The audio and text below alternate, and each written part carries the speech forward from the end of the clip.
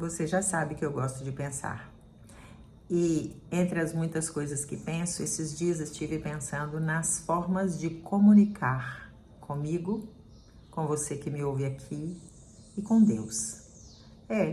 São 3 formas de comunicação.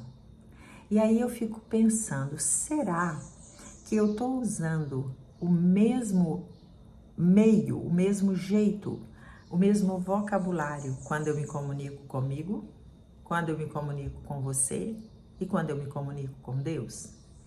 Será que quando eu estou falando comigo, eu tenho a mesma delicadeza, a mesma gentileza e respeito que eu tenho quando eu falo, por exemplo, com uma pessoa hierarquicamente superior a mim no trabalho, por exemplo? Será que eu uso comigo o mesmo respeito que eu uso com uma pessoa idosa, por exemplo? Será que eu uso o mesmo carinho comigo que eu uso com uma criança? Ou não? Ou será que eu me trato com grosseria e trato uma criança com delicadeza?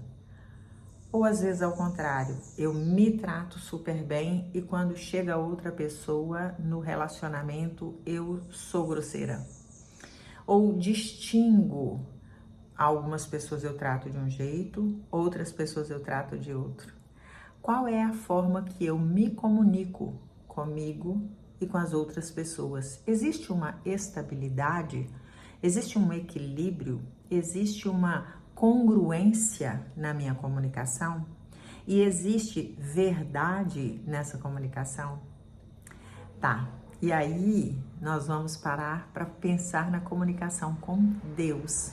Imagine você que Deus só se comunica comigo no meu silêncio. A comunicação direta de Deus comigo é a manifestação da graça dele em minha vida. Eu acredito assim. E você? E então, como é que eu respondo a essa comunicação com Deus? Como é que eu procuro para informar para Ele sobre o que eu estou pensando, sentindo, sobre o que eu desejo, sobre o que eu temo, sobre o que eu anseio? Será que quando eu me dirijo a Deus, eu me dirijo de uma forma muito pedinte, muito menor do que aquilo que eu verdadeiramente sou, e Ele, que me conhece mais que eu mesma, fica rindo da minha cara? Porque se eu me comunico com você de maneira pedante, orgulhosa, de maneira arrogante, e eu vou para Deus de maneira humilde, de maneira de cabecinha baixa, será que Deus dá risada dessa minha comunicação? Eu fico pensando, será que quando eu falo com uma criança ou falo com uma pessoa lá fora, um idoso, de uma forma delicada, gentil e amorosa, e falo comigo com grosseria, e depois eu me dirijo a Deus, será que Ele, em sua absoluta sabedoria, não fica dando risada da minha cara? Pois é.